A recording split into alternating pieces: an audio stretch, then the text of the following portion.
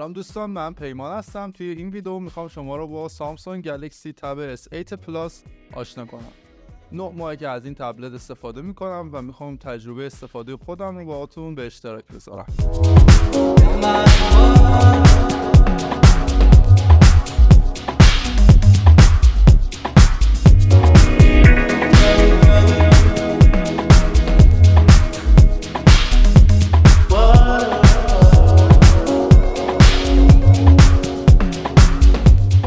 که خودتون میدونید توی فوریه 2022 سامسونگ مجموعه گلکسی تب رو سری S8 رو معرفی کرد.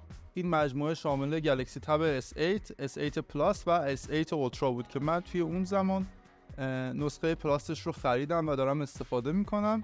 نسخه پلاسش که این نسخه که من خریدم حافظه 128 و 8 گیگ رم داره، 5G رو پشتیبانی میکنه، پردازنده اسنپ دراگون جن 1 هستش که 4 نانومتری، پردازنده بسیار قویه برای تبلت.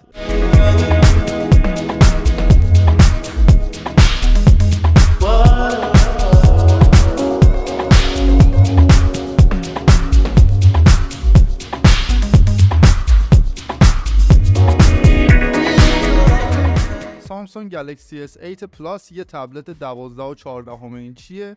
نسخه کوچیکترش 10.1 اینچیه و نسخه بزرگترش 14 اینچه. این تبلتی که من در حال حاضر دستم هست رنگ سیلورش هست.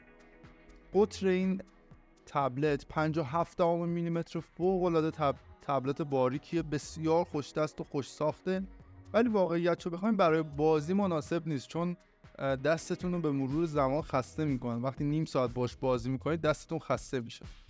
نکته هایی که لازمه در مورد طراحیش بگم، اول از همه که این بدنه آلومینیومیه، رنگش ماته. این رنگ سیلوری که من دارم بسیار رنگ قشنگیه، من خودم خیلی حال کردم. پشت دستگاه یه جایی برای قرار دادن قلم وجود داره، قلم رو توی قسمت میذارید و شارژ میشه، ولی شما میتونید قلم رو این بالا هم بذارید به حالت استند، قلم براتون نگه میداره. موقعی که میخواید طراحی کنید قلم رو میتونید بالا بذارید که دم دست باشه، اما شارژ نمیشه، فقط توی همین قسمت شارژ میشه. مورد بعدی این خطای مربوط به آنتنش هست که خب واقعا خوب طراحی شده، نمای خوبی رو به دستگاه داده. و دوربین ها هم که 2 تا دوربین استفاده شده برای این دستگاه که توی بخش دوربین راجبش توضیح میدم. از یه نمایشگر سوپر آمولد که HDR10 پلاس رو ساپورت میکنه. این نمایشگر 1752 در 2800 پیکسله و تراکم پیکسلیش 446 ppi هستش. محافظ نمایشگر گوریلا گلاس نسل 5 هست و این نمایشگر 120 هرتزیه. توی لبه بالایی دستگاه لید پاور وجود داره، کم و زیاد کردن صدا و درگاه قرارگیری سیم کارت و میکرو اس دی. اطراف دستگاه سمت راست 2 تا اسپیکر درگاه تایپ C هست. لبه پایینی محل قرارگیری کیبورد دستگاه است که خب اینو باهاتون به اشتراک میذارم حتما. من بوک کاورش رو گرفتم و در موردش صحبت میکنیم. و سمت چپ یه میکروفون و 2 تا اسپیکر دیگه وجود داره. وزن این دستگاه 572 گرمه که با گلسی که من نصب کردم روش فکر میکنم به 600 گرم رسیده و در دستگیریش برای مدت کوتاه بسیار خوبه، ولی برای مدت بلند مخصوصا بازی کردن خیلی سخته. اگر بخواید کال آف دیوتی رو روی این دستگاه تجربه کنید خب بعد از نیم ساعت دستتون خسته میشه و اینکه فاصله کلیدها به خاطر اینکه یه مقداری نمایشگر بزرگی از هم زیاده و کار کردن باهاش سخت میشه. مورد دیگه واقعی نمیمونه، میریم ادامه که در مورد سخت افزار دستگاه با هم صحبت کنیم.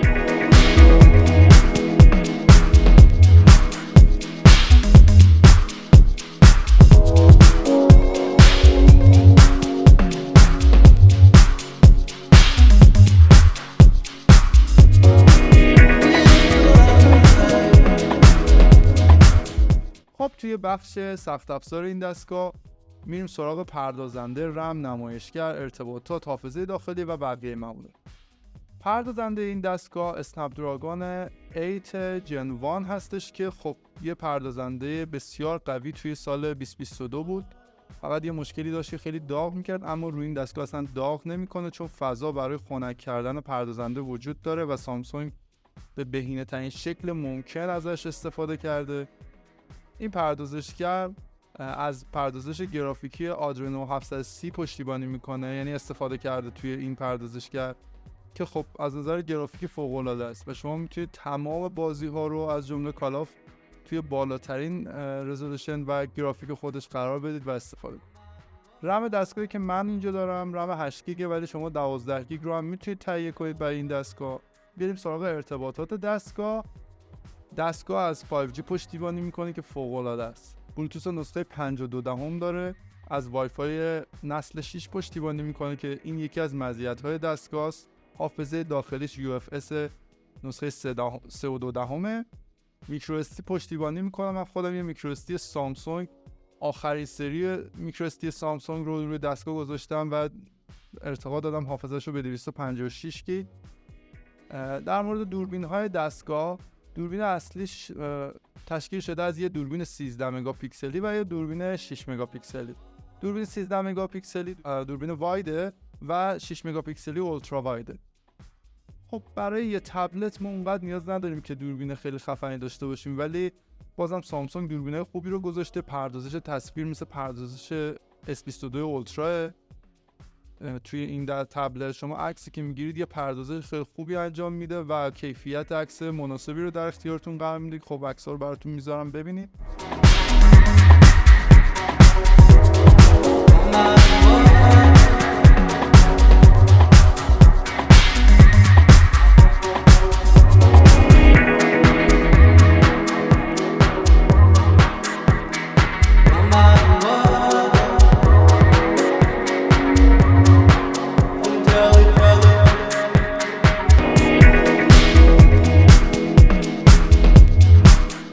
سلفیش خیلی خوبه، از انتظار من بهتر بود. برای برقراری تماس‌های تصویری خیلی عالیه. بریم سراغ اسپیکرش. اسپیکرهای این دستگاه فوق‌العاده است.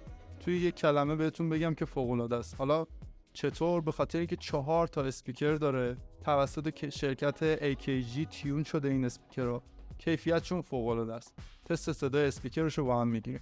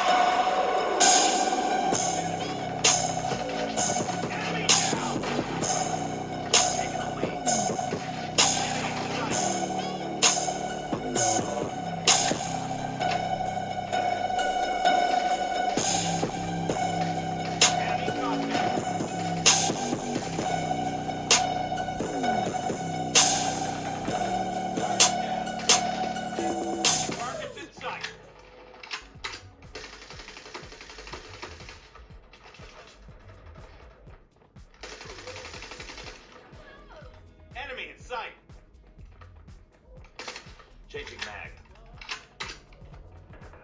Target in sight! Grenade!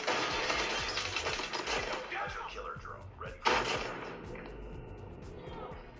بریم که راجع به نرم افزار این دستگاه بیشتر صحبت کنیم و شما رو با محیط وان یو آی نسخه 51 که آخرین آپدیت سامسونگ برای این دستگاه است بیشتر آشنا کنم. خب مواردی که توی سیستم عامل اندروید 13 و رابط کاربری وان یو آی 51 حائز اهمیته، قابلیت‌های قلم این دستگاهه که خب یه بخش نوت داره که توی این بخش نوت شما میتونید هر نوتی رو اضافه کنید، هر موردی رو خواستید بنویسید، میتونید بک‌گراندش رو مشخص کنید که چه نوع بک‌گراندی داشته باشه. از قسمت پیج بک‌گراند کالر یا حالا حالت‌های مختلفش هست که خب میتونید اینجا انتخاب کنید. حالت عدم لمس دستگاه زمانی که روی حالت نوت قرار داره دیگه لمس کار نمیکنه. اینو میتونید غیر فعال کنید. قلم رو توی قطرهای مختلف استفاده کنید.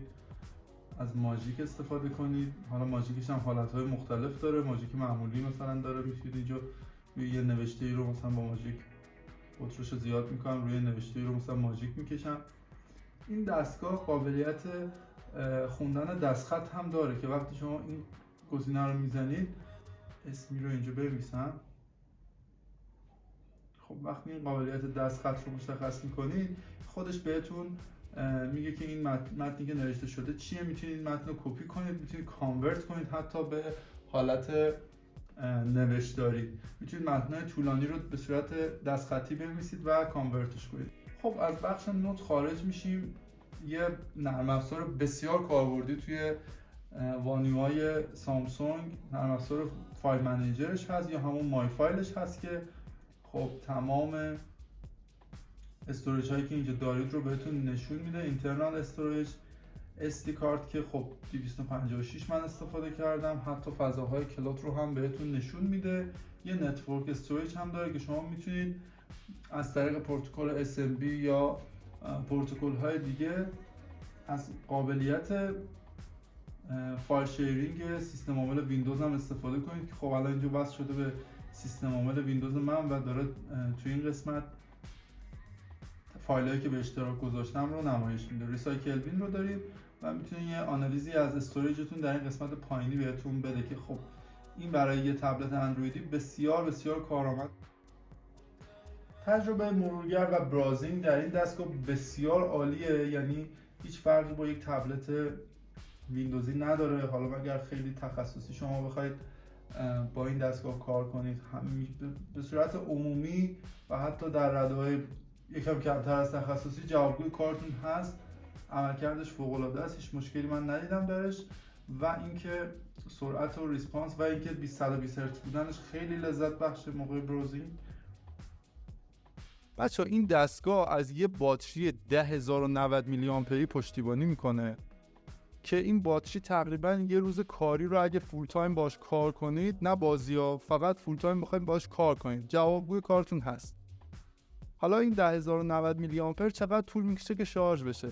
امکان شارژ 45 واتی براش مهیا شده توسط سامسونگ، ولی شارژر توی جعبه دستگاه نیست. باید شارژر رو به صورت جدا تعیین کنم. من بهترین و اصلی ترین شارژری که میتونستم پیدا کنم مال سامسونگ رو گرفتم که توی تصویر ملاحظه میکنید. این شارژر سامسونگ که من تهیه کردم برای این دستگاه یه شارژر 65 واتی، 25 واتی و 15 واتی رو با درگاه‌هایی که ملاحظه میکنید در اختیار من قرار میده که میتونم دستگاه رو توی مدت تقریبا 2 ساعت فول شارژش کنم. خب برای 10000 میلی آمپر 2 ساعت زمان مناسبی. نقد و بررسی شارژر سامسونگ رو حتما براتون توی یه ویدیو کوتاه میذارم چون واقعا کیف کردم، لذت بردم از کیفیت شارژر سامسونگ.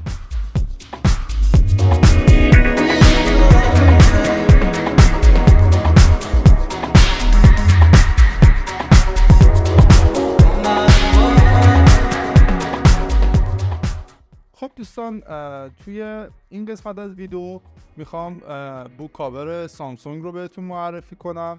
من این مدل بوک کاورش رو گرفتم که شامل 2 بخشه، یکی بخش پشت تبلت، یکی هم بخش کیبورد.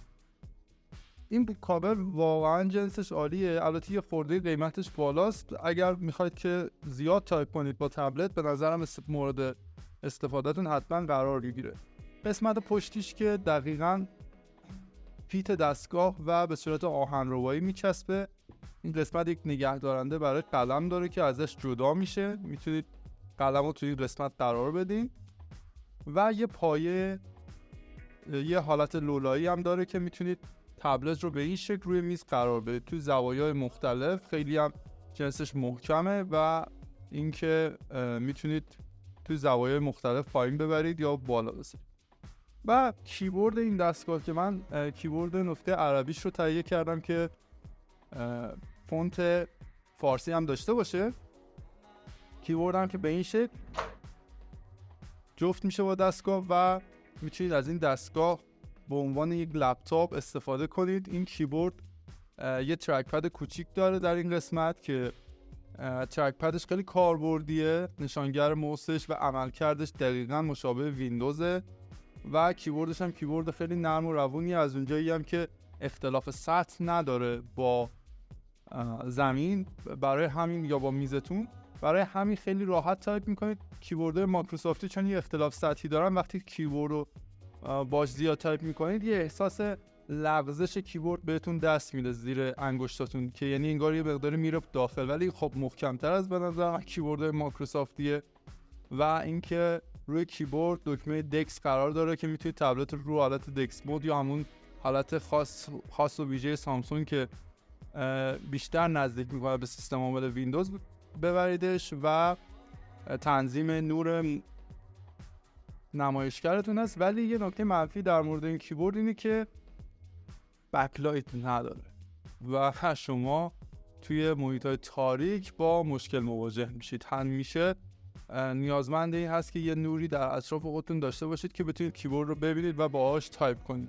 ولی در مجموع به نظر من کیفیت ساختش واقعا عالیه و عملکردش هم عملکرد خیلی خوبیه. فقط اگر بخواید با تبلتتون مثلا ریموت استفاده کنید برای سیستم‌های ویندوزی، یه سری باگایی وجود داره خیلی جزئیه. من خودم اوایل بیشتر باگ داشت تست می‌کردم، ولی بعدش که یکی دو تا آپدیت واسه کیبوردش داد این باگ‌ها برطرف شد. خیلی جالب بود برام توی ریموت دسکتاپ زدن به سیستم عامل ویندوز یه سری باگ‌ها و یه سری عملکردش مشکل داشت، ولی بعد از اینکه فرویر کیبورد رو آپدیت کرد مشکل برطرف شد. جنس کیبورد هم از چرم مرغوبی هم هست. الان توی این 9 ماه البته من خیلی خوب نگهداری می‌کنم از دستگاه خودم، ولی توی این 9 ماه اصلا خراب نشده، هیچ خط و خشی هم پشتش نیافتاده و وقتی که روی خود تبلت قرار میگیره به صورت یه سررسید خیلی خیلی شیک و مرتب شما میتونید تبلت رو حملش کنید، هم محافظیه برای نمایشگر و پشت دستگاه، ولی وزنش رو خیلی زیاد میکنه. فکر میکنم نزدیک به 1 کیلو الان وزن این تبلت باشه حداقل. خب بچه‌ها امیدوارم که این نقد و بررسی براتون مفید بوده باشه. من تا جایی که تونستم در مورد این تبلت باهاتون تمام مواردی که تجربه کردم رو به اشتراک گذاشتم. تبلت بسیار خوبیه. توی سال 2023 گلکسی تب S9 هم معرفی خواهد شد و قطعا از نظر پردازشی از این بهتره، ولی خب از نظر قیمتی باید مقایسه کنید و نیاز خودتون رو بسنجید که چه تبلتی میخواید بگیرید. برای ویدیوهای بیشتر منو حمایت کنین، لایک و سابسکرایب فراموش نشه. ممنونم از اینکه منو حمایت میکنید.